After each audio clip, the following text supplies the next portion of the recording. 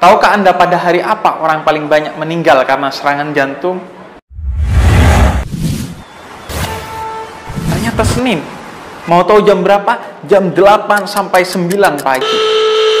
Kebetulan? Tampaknya tidak. Coba diingat-ingat, Senin pagi jam 8 sampai 9. Bertepatan saat apa? Ya benar, bertepatan saat kebanyakan orang mengawali kerja awal pekan setelah libur weekend. Apa hubungannya? Jawabannya simpel. Stres bekerja, deadline yang mengejar, target yang jadi momok, bos yang tak ramah, teman kantor yang menyebalkan, berkas yang menumpuk, dan lain sebagainya. Terus seperti itu setiap hari. Tanpa disadari, kerja membunuh kita. Ya, kerja membunuh kita. Padahal kita bekerja untuk menyambung hidup. Ironi bukan? Sesuatu yang kita niatkan untuk menyambung hidup justru menjadi sebab kematian kita. Seperti lingkaran setan.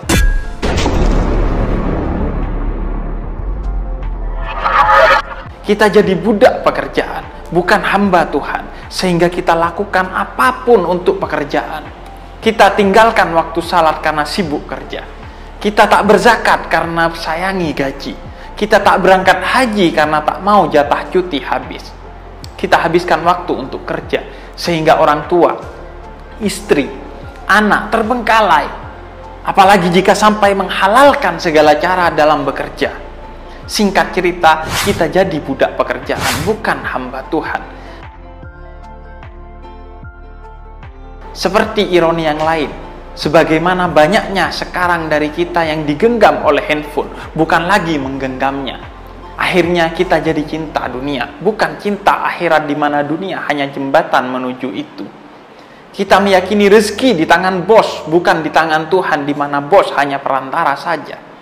Cita-cita kita menjadi kaya, bukan menikmati hidup dan menjamin selamat di akhirat. Akhirnya, kekayaan justru membuat kita hancur.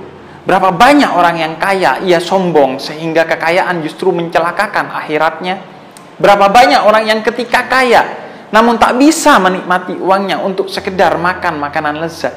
Tentu bukan karena tak mampu membeli makanan selezat apapun, melainkan karena tak diperbolehkan oleh dokter karena kerja. Membuat kita sakit ini dan itu yang akhirnya dilarang makan ini dan itu yang lezat-lezat. Akhirnya, uang justru kita habiskan untuk ke dokter. Mencari kesehatan yang dulu kita punya saat belum kaya. Waktu kita habis untuk kerja. Anehnya, ketika ditanya bekerja untuk siapa? Jawabannya untuk anak dan istri. Tapi, ironisnya kita berangkat saat anak masih tidur dan pulang kerja ketika anak sudah tidur. Jadi sebenarnya kita bukan bekerja untuk anak dan istri, tapi bekerja untuk pekerjaan itu sendiri. Benar sekali kata Buya Hamka. Kalau kerja sekedar kerja, kera juga bekerja. Lalu apa solusinya? Bagaimana memutus lingkaran setan ini? Jawabannya, mengubah persepsi kita tentang kerja. Wisataku adalah bekerja, kata Sayyidina Ali. Wisata adalah bekerja? Bagaimana bisa? Ya, karena ia berperspektif zuhud. Apa itu zuhud? Zuhud bukan anti dunia, tapi meletakkan dunia secara proporsional. Tak masalah memiliki dunia, asal jangan sebaliknya dimiliki oleh dunia. Letakkan dunia di tangan, jangan di hati. Seperti kata Imam Malik, zuhud itu bukanlah ketiadaan harta, tetapi mengosongkan hati daripadanya. Nabi Sulaiman adalah seorang yang kaya raya. Sayyidah Khadijah, istri Nabi Muhammad, adalah saudagar kaya. Apa prinsip yang mereka pegang?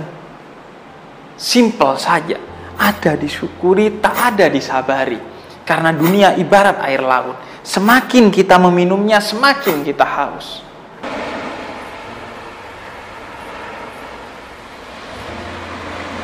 Dalam Islam, kebahagiaan dunia dan keselamatan di akhirat sama sekali tak bergantung pada harta, tapi pada hati.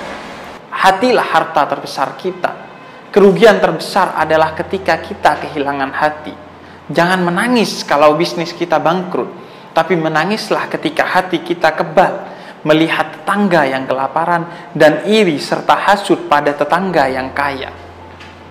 Saat itulah kita sebenarnya telah bangkrut, sebangkrut-bangkrutnya. Tahukah kalian siapa orang yang bangkrut? Tanya Nabi kepada para sahabatnya suatu hari. Mereka yang tidak mempunyai harta, wahai Nabi? Jawab mereka, para sahabat Nabi, tidak, kata Nabi, bukan itu. Tapi salah satunya, kata Nabi, adalah mereka yang kaya tapi hasil dari memakan harta orang lain dan justru sombong karena kekayaannya, bukan justru membagikannya. Dengan zuhud, kita tak jadi budak dunia, tapi sebaliknya, dunia yang jadi budak kita untuk bahagia di dunia dan akhirat. Yang kita cari adalah rezeki, bukan uang. Rezeki itu tak tergantung pada sedikit banyaknya uang. Betapa banyak orang yang kita anggap miskin tapi bahagia hidupnya bersama orang-orang yang mereka kasihi. Juga sebaliknya, berapa banyak orang yang super kaya, konglomerat, tapi hidupnya sengsara. Zuhud mengubah pola pandang kita tentang dunia. Yang kaya bukan yang punya uang banyak, tapi yang hatinya selalu merasa cukup. Zuhud, obat mujarab penyembuh semua penyakit itu. Dengan zuhud, kerja total dilandasi tawakal. Kerja sepenuhnya dan selebihnya diserahkan kepada Allah. Karena pada dasarnya Allah menghendaki proses bagi kita. Hasil semua ketentuan Allah. Hasil apapun diterima dengan lapang dada. Itu yang terbaik yang Tuhan berikan kepada kita dan yang paling baik untuk kita terima sebagai manusia.